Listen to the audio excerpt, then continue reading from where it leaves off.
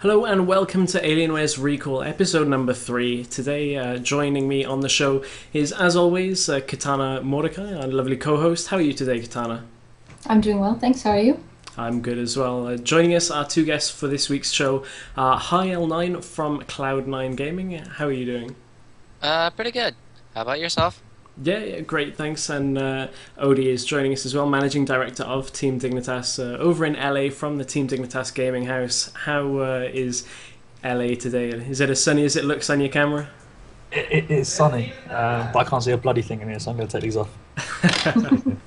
Bit of a change from the usual weather at the Team Dignitas office, I'm sure.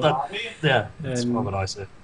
And as you guys can hear in the background, all of our League of Legends players are moved in to our gaming house in Los Angeles, so they may be making somewhat of an appearance on the show if things get a little bit loud in the background. But nevertheless, you guys were all at MLG Dallas this time around, and Odie, I know this isn't your first MLG event. I'm just wondering, because you guys are all going to have different opinions on MLG. Katana was your first. Odie, you've been to a number, and of course, Hi, you were competing at MLG. How did it compare to other MLGs you've been to, Odie? I feel this one was pretty cool. I've never been to Dallas before, somehow. In the last 10 years, I've probably spent over $100,000 sending players there. I really enjoyed it. The venue was really cool. It ran smoothly. Absolutely no complaints, really. Only one, but we can come back to that later. But nothing major. But it was pretty good. And Katana, as someone who's not been to an MLG before, how is that, for a first-time point of view? I think MLG has historically gotten kind of a bad rep with League of Legends players because they've historically focused on other games, put a lot into StarCraft, and there's been some complaints from League of Legends fans and players in the past. But as far as what I experienced at Dallas, not watching the stream or anything, but being there live, I had a great time. I thought it was really well put together, and I thought it was a really good event. And Hi, of course, as I mentioned, you were competing in the playoffs for promotion series for LCS. And how was competing in that tournament for you compared to other tournaments you might have played at? It was pretty cool. Like what Katana said earlier about previous League of Legends players and people complaining about the previous MLG events. I feel like Dallas went a lot better than the other ones that I had. It was much better organized, and it was just the staff there were much nicer and kinder, and you were allowed to take bathroom breaks and stuff this time, actually. So it was much better than the previous ones I had, and it's probably my favorite one because we actually won something. We took first here, so it's like probably the best one that I've had because, yeah, we actually did something. You won shitloads of money as well. Yeah, that's $20,000, yeah. Yeah, for only playing 2 matches or 2 sets. Yeah, and of course Not bad. You guys had to earn your way there through a series of qualifiers. How was the run up to the tournament? Because as you said at MLG, you actually only had 2 matches to play. How was that run up for you? You mean the online qualifiers for it? Yeah. I think we got a round bye for the first week because we were like 2nd seed or something like that. And then we only had to play 1 set to be in the semifinals, I believe. And yeah, we basically played a total of 3 sets for MLG Dallas, and we got 20 grand for it. And it was pretty cool. Pretty nice. And I mean, we also had our guys competing there. I mean, it was the first time that we've had all 10 of our League of Legends players in the same place at one time. And Odie, I mean, it was the first time you've met our additions to the team for League of Legends. How were they, and how do you feel they performed, and how they took MLG Dallas? I guess it was their first LAN. They were pretty young, like seriously young. They did. So it was quite nice to meet them. And plus, we had a stand-in who will probably turn into our 5th eventually. But they were pretty cool. They got on well with our team, the main team. Oh, that's good to hear. I mean, what if one thing I had maybe is a complaint from a viewer for MLG Dallas with regards to the playoff series for the LCS was that it was on at a really early time for everybody to watch, and it really wasn't publicized that much outside of on stream. There weren't really many people talking a lot about it. I mean, I know it got decent viewership, but it really would have been nice to have seen a little bit more effort put into that aspect. But was that at all noticed at the event? Was it promoted as equally as other tournaments maybe? I would say if I can cut in, I think that there was not a lot of attention directed toward it. I know that I was there every morning, and seeing the crowd just being very thin for the amateur tournament was a little disappointing to me. I mean, I understand why when you're at the event for so many hours a day and you're there to watch international matches and the LCS matches, it might be that you're more familiar with the teams or that you just want to see the games more, but I wish that there was a little more promotion during the LCS and during the international matches for the amateur tournaments, because it was the biggest prize pool there, and there were some really great games. I thought it was really great to watch, and I think that a lot of these teams, even like you guys, you guys won the tournament, and I think you're not getting as much recognition as you should, but as soon as the mid-season relegation comes around, people will start paying more attention. But I wish that could happen a little sooner, so hopefully it does. What are your thoughts on that, Hai, from, as you know, the winner of the tournament, and to have people maybe say that you guys aren't quite getting the attention that people think you deserve? I mean, to be fair, what she said is true, but at the same point, you gotta see it like, why should these people care about the teams in the Challenger circuit, right? Because there's not much happening in that. There's supposed to be IPL 6, but it got cancelled. So, like, what purpose is there for people to care about the Challenger teams when they have the LCS teams? So, while there is, like, little publicity and exposure for the Challenger teams, such as, like, our teams and, like, Dignitas B or whatever, and Curse Academy and them, there's not... I don't know what they could do to fix that, because, like, we don't do, like, a weekly game or match or whatever the LCS teams do, and it's just not as important, so to say, for most people to care about. So while what she said is true, I don't know what they could do to fix that at all. So, Is that something that you think could be fixed from a team level, ODEE? The obviously the promotion for the Challenger circuit players, and it's something that we've got in our team, of course, promoting our the additional 5 players that we've added recently. Is that something that you think tournaments should be doing, or is that something the teams should be doing predominantly? I think for this one, MLG should have pushed the Challenger circuit a bit more, because that's why it's there. From the LCS teams, it was actually pretty hard to even take notice of the Challenger series, because we were playing later, so it meant we got 2 hours extra sleep. So I don't think any of our guys watched any of it. They didn't. Would ask them, but they're in the middle of the game. they didn't. I was there. Yeah, so we had no idea what was going on, really. Yeah, it's hard to expect players to be there too, like you said, when you've got so many hours that you have to be there, and it's gonna impact your own performance just to. I mean, it's like at 10 a.m. too, so yeah. No one really wants to wake up at 10 a.m. I didn't want to wake up at 8 a.m. or whatever I woke up at. I mean, it wasn't the best thing ever, but it's not much they could do about it. There's too much things going on that day. Mm-hmm. They did do some promotions. I mean, you've seen MLG Rising Stars and things, and they've got leading up to it. They tried to promote those teams, and it's sort of a balance right now of trying to get more promotion out there and just people trying to get more interested in it, because all in all, these could be potential LCS teams. Yeah, I thought the MLG caster, I can't remember his name, the one with the hair. Tom. Tom. He's a bit nuts, but pretty good at promoting the game, I think, and MLG. Yeah, I love Tom. I was actually just going to say that I wanted to at least put a note that Tom does a great job of promoting the Rising Stars, and really puts a lot into it, and it's good to have at least seen him casting the invitational that they did at the end. So nice to see Tom's somewhat climbing the ladder even within MLG.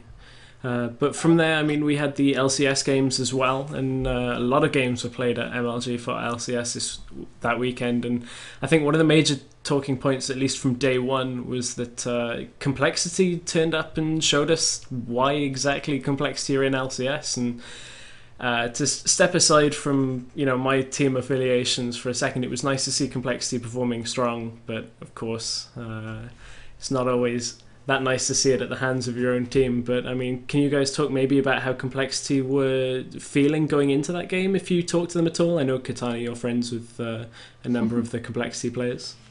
Yes, I really like the Complexity guys, and it was really hard to see our guys lose to them. That was really rough. But they won 2 out of 3 of their games. Complexity did this weekend.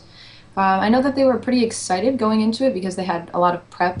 They had a pretty hard schedule for the weekend.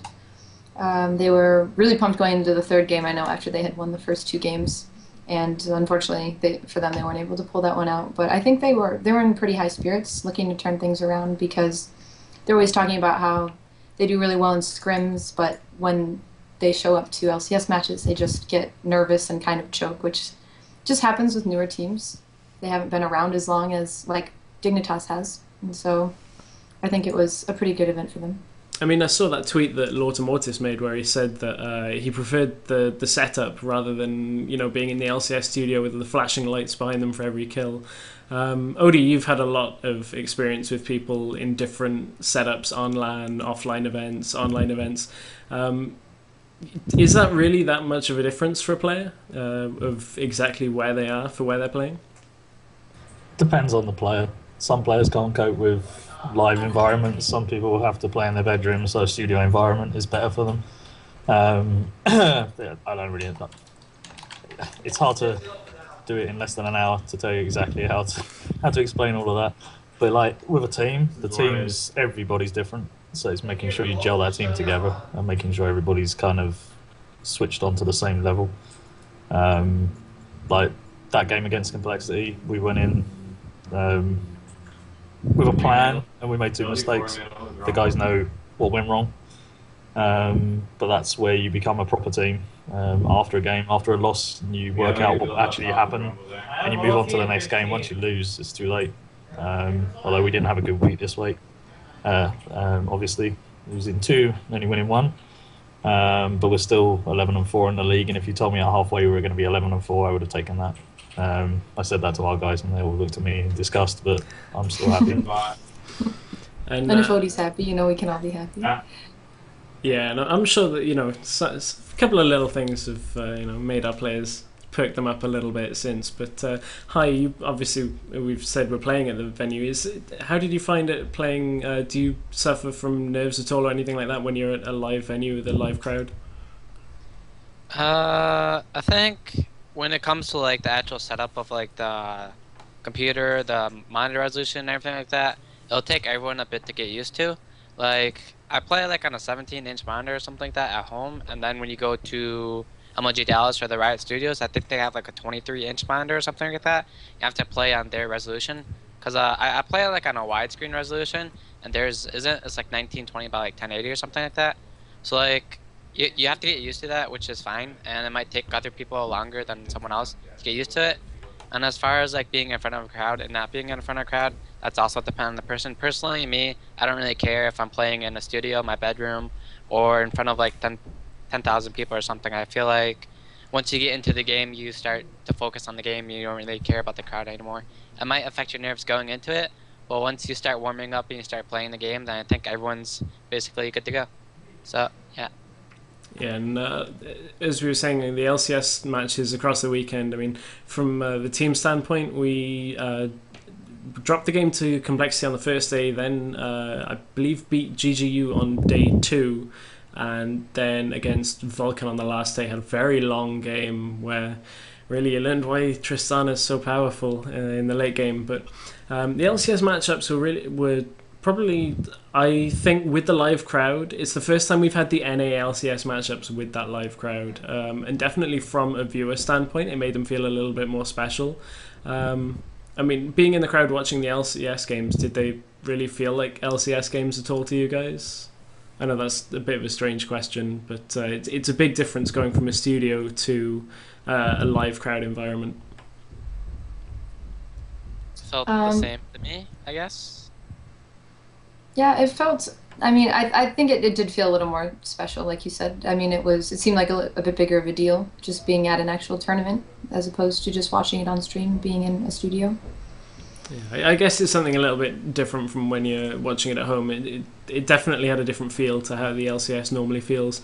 And then some of the biggest matchups from the weekend, arguably, was the Invitational, and I mean that seemed to lift the prestige of MLG a little bit even more. Having the teams like KT Rolster B and Gambit Gaming, did you guys get any opportunity to interact at all with the teams outside of the game?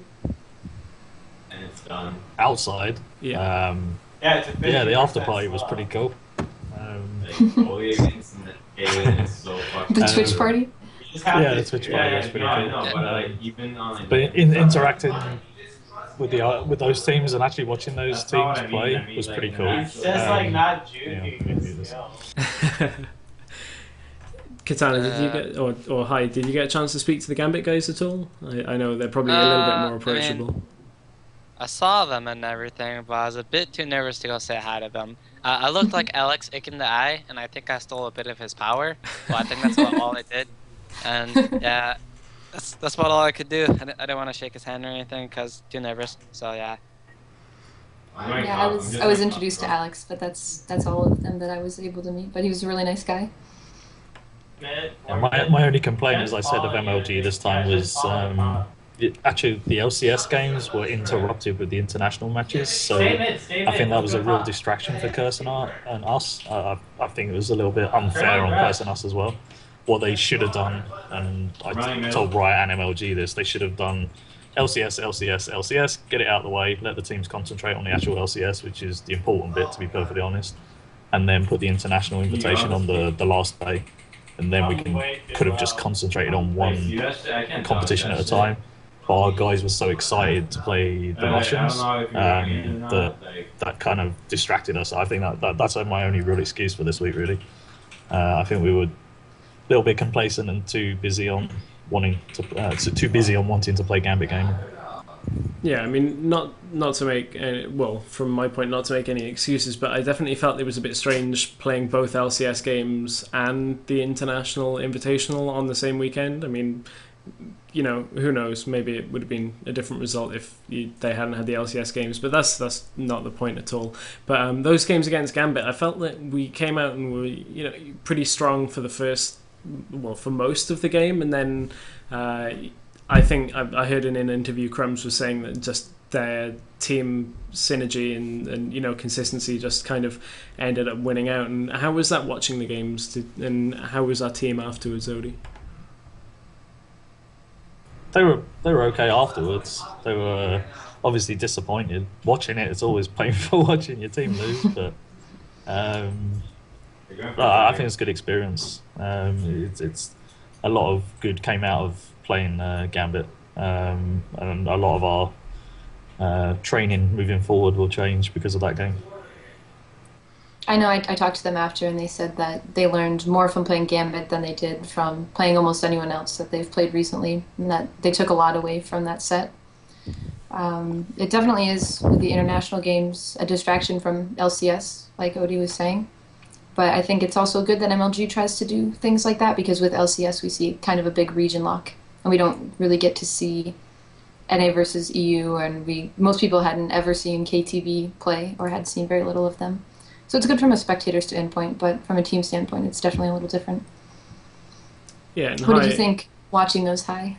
Sorry about that. Yes. Well, I was actually talking to Scar about the games against Gambit after they were played, and basically what he told me is like, when you go into a game with a plan, and your plan fails, like when he lost a blue buff or whatever, when he's Gragas on purple side, it kind of just messes up your entire game plan, and then while you're in the game itself, you have to make a new plan because your first plan failed. And it's very hard for a team to go from in Champion Select, have everything figured out what they're going to do at level 1, and then it going wrong, and then they have to figure out how to fix that.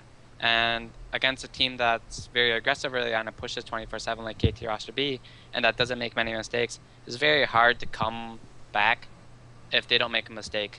Like whenever you play a team, and you're behind, it's very hard to make a play to get yourself ahead of a wall. So like against like the Korean teams, they don't make many mistakes and they play like very mechanically. Like they do things in order and they do safe plays. So I thought the games are fun to watch, and they went the way I expected them to. But I was hoping that Dignitas could pull it up, but their plan didn't work out for them, and that just sucks.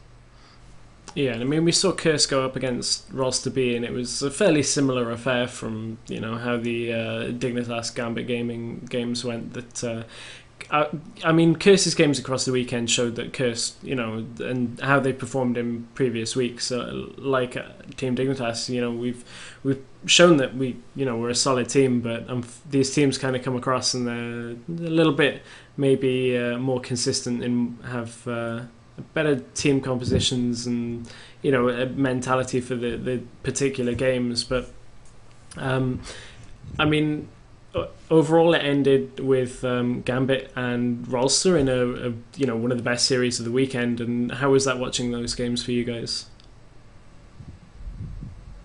Like I was saying before, it's always fun to see teams that you don't get to see play that often. Obviously, you get to see Gambit and EULCS, but KTB is not a team that you get to see play very often, and you don't get to see the inter-region play, exactly like I was saying before. And I thought KTB is a really, really clean team in the way they play, and that was really great to see. And both of those teams had really smart play and really smart strategies that were a little bit different than what I'm used to seeing. So I thought it was a really great set to watch. So like I've heard about KT Russia being stuff and like how their AD carry has like a 44 KD or something like that. He has like 0 deaths and stuff like that. But I haven't seen too many games they played, and it's just cool to see them play against Gambit, which I've seen plenty of their games. And it's pretty sweet to see like the regional games or whatever, like you said earlier. There's the regional arc with the LCSs and stuff. So I thought it was pretty cool to see like Europe versus North America, and then like North America versus Koreans, and then like the Koreans versus Europe. And I found out that Insec is a god at Zed, and that was pretty cool to see. And I don't know, just to see their strategies and take notes from it and see what they did, and just watching a better team than your team play is just pretty cool. And if you're there in person, like the crowd was like going pretty wild for those games, so I thought it was pretty cool at least. Yeah, no, I mean, as a viewer and somebody that watches, I've seen, I watch OGN when I can catch it, and obviously I study the games as much as possible, but it was really nice to see a team that wasn't one of the now CJ Entus, Blaze and Frost outside of Korea, because normally whenever anybody invites a Korean team or a Korean team qualifies for something, it's normally either Frost or Blaze. So I think it was really nice seeing players like Insec in a different setting to where they normally play. Something that's been going on today over on Reddit is the Cloud9 AMA, and how's that been for you? Hi, have you been enjoying interacting with fans maybe a bit more than you used to? Well, my team wanted to just answer a few questions about things, because if you heard that about the KX taking a break from, or being benched for a week from TSM, I figured it was a good time just for people to figure out what we were doing since the previous LCS qualifier, just so that we could keep up with the fans and just make sure that we didn't forget them, and just letting them ask any question they wanted. And I thought it was a good way just to give everyone information on what we've been doing since Nian Tanso and Yuzuki left the team, and the potential of Wild Turtle joining TSM as a starter. So I thought it was a good thing to do, and my team wanted to do one as well. So yeah, it's great. I was reading through it, and for people that maybe haven't had a chance to read it through, what's next for Cloud9 as a team? I mean, what's your practice schedule like, and what are your goals now heading in towards the May promotion series?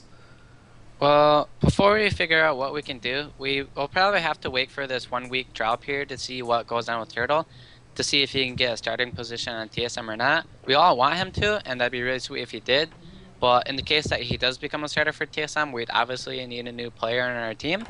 So we're taking a break from practice this week so that Turtle can practice with TSM and just play with and do a kill with them so that he can get synergy and stuff and everything. We're just basically rooting for him. And if he gets to make it, then we'll have to call in one of our older players that was on our team previously, and then start practicing with him. Our plans are to practice like we have been from 3 to like 10 p.m. Pacific. We've been doing that for like the past month or two, from like Monday to Friday, so we put like a good amount of hours into each day. And we'll probably have to do that with a new player if Turtle does join TSM. And we would ideally just want to do our best and qualify for the LCS this time. And in the case that happens, then we go from there. But until then, the only thing that's important to us is practicing for that and making sure that we either don't choke or just try our best anyway. when we go to the qualifier. So. Well, I mean, best of luck with the May qualifiers. It seems such a long way away, but I mean, it's only what 8-9 weeks before we're into May. So you know, Yeah, it's only about 2 months. I'm sure that'll go really quickly for you guys. And you know, glad to see you guys coming up big over the weekend over at MLG. But another thing that has happened in the past couple of weeks is Team Dignitas have, as we mentioned earlier, moved into the gaming house in Los Angeles, and ODEE, as you can see, is in the house. Wondering if you can give us a little update on how the team and the players are settling into the house, and just what the house is like in general, really. The house is fucking amazing, that's for sure. It's superb. I can't wait till we actually do the gaming tour. Like, we've done a few little teaser pictures, and you can see, like, this is the office. Like, this office is massive. So at the moment, there's Cutie, Patoy, Crumbs in here, and me, whilst the gaming room's being kitted out. All of the Alienware systems are in. Probably show you a little bit, I guess. So that's kind of the office at the minute. Crumbs is here. And then that window in the distance, that's our gaming room. So, and there's going to be some really, really cool stuff in there. Yeah, it's just pretty amazing. And wondering if you can give us a bit more info on the new addition to the Team Dignitas starting League of Legends team in Dignitas Lily. Lily's downstairs somewhere. It's the most scared cat in the world. I don't think I've seen it come out of its room once yet. But yeah, you can follow it on Twitter. Dignitas Lily. It doesn't do much, really. I think Patoy taught it to stand up and beg for food, which is always good for a cat. Don't get it. And for those of you that are watching this on the YouTube, there is also a teaser video of ODEE and Lily playing around with the laser pen that I'm sure you can find.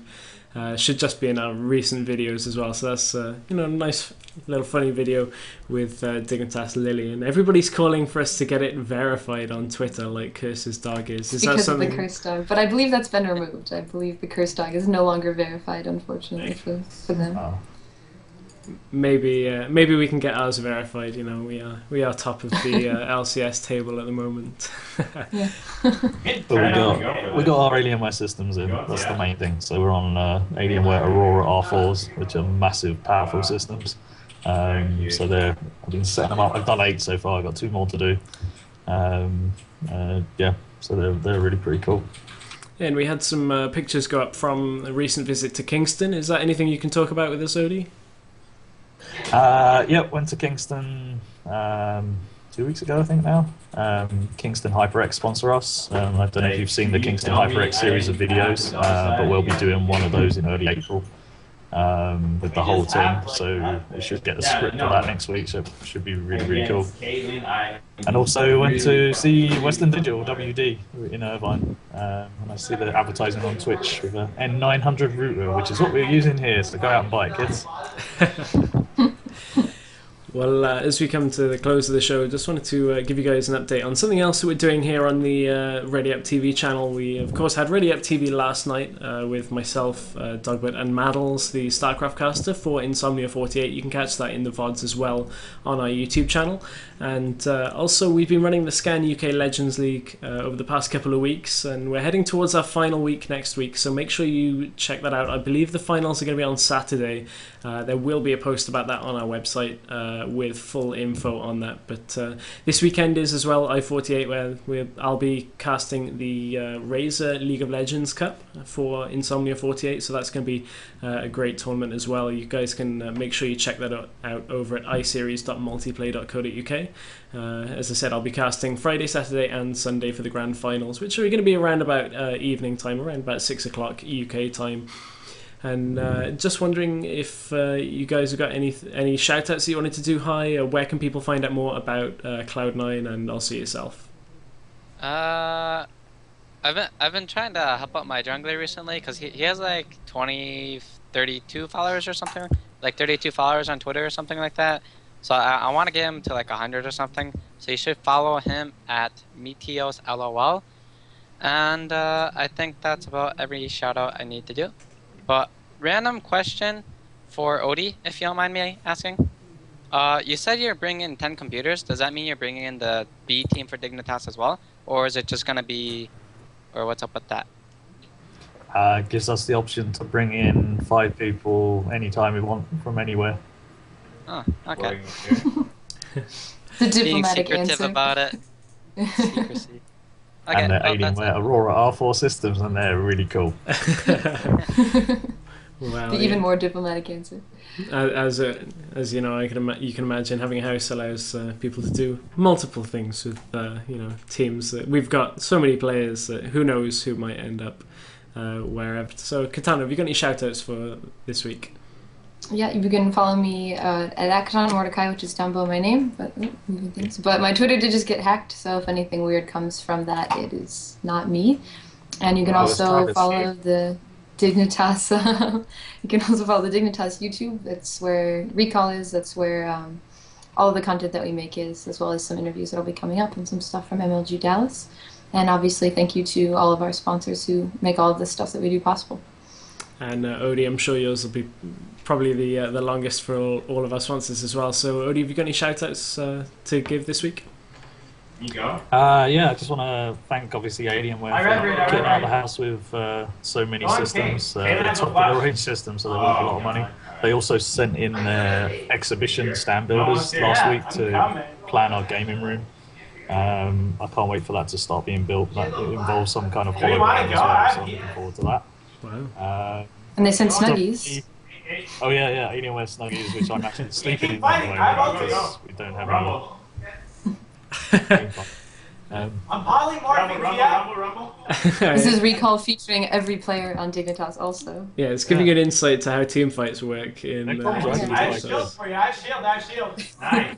Oh my god, I fucking... Anyway, back to this. So yeah, thanks to Western Digital for sorting us out with a really cool router and some switches. Kingston, they're helping us out with lots of RAM and SSDs coming into the new system, so we're getting those soon. Microsoft store in Orlando for supplying us with these phones, which are awesome. Nokia Lumia 920s, so all the players have got this. This has kept Cutie Pie quiet for about 20 hours so far. So yeah, and thanks to all the team because it's been really, really fun here. And also all my staff looking after everything back in the UK. Yeah, we're making sure that everything's staying and running especially for iSeries this weekend, as we said. Big thank you to Alienware, as ODEE mentioned and Katana mentioned, for letting us do Recall and also all of our other shows like Ready Up TV. And also big thank you because I'm actually running this on an Alienware X51 right now, so it's done a great job with helping me cast for all of the shows I've been doing for the last couple of weeks. So big thank you to Alienware for giving us the equipment to be able to run these shows. We will be back next week, I'm sure. You can also catch Ready Up TV. I believe we're doing an episode on Friday from iSeries, so stay tuned to the channel. Subscribe to our channel here on Twitch, and that will give you a notification every time we go live. I'm sure there'll be some news on the Team Dignitas website as well. Also, don't forget to subscribe to our YouTube channel, youtube.com/Team Dignitas, and you'll get all of our shows, any kind of content that we put out. Of course, you can see the videos like the edition of Dignitas Lily, and as well as the punching bag video that ODEE posted from the Twitch after party the other night. I forgot about that. Twitch after party was awesome, and the reason that I went on the punch bag, if you haven't seen it, I'm just sending it. Kiwi Kid had an unfortunate accident where he threw up in the bar. This caused carnage with the mid lane. Oh god, what was his name? There was a mid lane player who's playing for. Who was the other guy that threw up? I think they're gonna. Jeff and Caitlin know that. Anyway, he threw up, it bounced on the floor and hit my shoe and went up my leg, so I was pretty angry, so I had to go and hit something. So that's why I hit the Jintei. Yes, it was him that threw up. Yeah, it was Jintei. Yeah. But at least it wasn't a person that got punched. So. Yeah, so me, Crumbs, Scara, and Alex Ix went punching. Scara scared me with his punch. Crumbs embarrassed me. Alex was pretty good, and I killed them all. So there you go. And also, I'm going to do a competition whilst I'm here. If you want to win a signed Team Dignitas mouse pad, go on my Twitter and tell me why you should have the pad, and I'll ship that out to you. But signed by our League of Legends team. Yeah, there was some pictures of you guys, you getting them to sign them. You can find them on our gallery as well. We've got a nice gallery of a lot of photos that were taken at MLG, and as well, another thing you can find on our YouTube channel is the behind the scenes of MLG Dallas, which we posted just a couple of days ago. So make sure you subscribe to our YouTube. There's lots of great content coming out, and I'm sure we'll be back next week for another episode of Recall. So thank you very much for joining us, guys, and we'll see you next week. Thanks.